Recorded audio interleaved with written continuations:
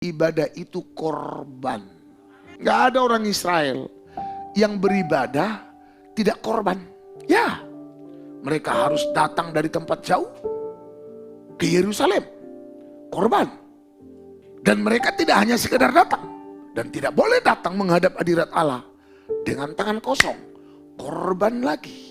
Sampai di tempat ibadah, imam menyampaikan firman lagi. Kadang-kadang tegurannya tajam, kadang-kadang Nabi bangkit, keluar pedang bermata dua, korban lagi. Dan kalau kita rela jadi korban, maka ibadah itu adalah ibadah yang menyukakan hati Tuhan. Makanya apa? Dalam Roma pasal 12 ayat 1. Persembahkanlah tubuhmu sebagai persembahan yang hidup, kudus, dan berkenan kepada Allah. Itu adalah apa? Apa yang dimaksud dengan persembahkanlah? Artinya korban. Kalau saudara beribadah diomongin orang, puji Tuhan. Saudara beribadah akhirnya dijauhi orang karena beribadah, puji Tuhan. Kalau saudara beribadah akhirnya dicibirin orang, haleluya. Jangan bilang gara-gara saya beribadah ke sana, saya jadi banyak gak suka. Biarin aja. Yang penting kita ketemu Tuhan. Yang penting kita bisa mengenal Tuhan lebih lagi. Dan semakin memahami isi hatinya. Jadi ibadah yang sejati itu adalah ibadah kalau di tempat ibadah itu ada persembahan. Itulah Jadi datang beribadah itu ya karena kita membawa hidup kita sebagai korban, sebagai persembahan. Makanya kalau udah dibawa jadi korban, harus siap disembelih.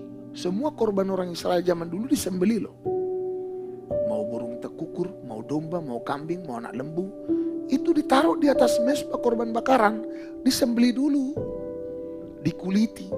Itu kan gambaran hidup kita yang harus disembelih oleh firman, baru dikuliti. Kan begitu hukumnya.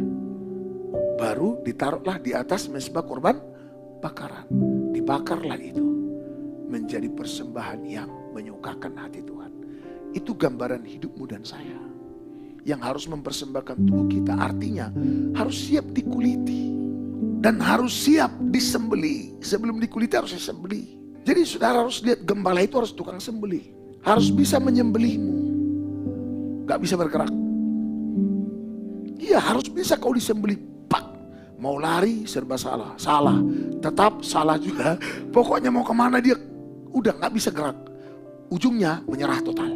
Itu baru benar pedang yang tajam. Kalau kita udah siap tersembelih, mau dikuliti, kau akan jadi persembahan yang menyukakan hati Tuhan. Dan ibadahmu ibadah yang sejati. Kalau udah masuk dalam ibadah yang sejati, sudah, roti makananmu diberkati, air minumanmu diberkati. Tuhan jauhkan segala penyakit dari tengah-tengahmu. Anggur terbaik jadi milikmu, dan gandum terbaik jadi milikmu. Haleluya. Minyak terbaik juga, semua yang terbaik itu jadi bagianmu. Itu firman loh. Dan tidak akan ada orang miskin di tengah-tengahmu, kata Alkitab.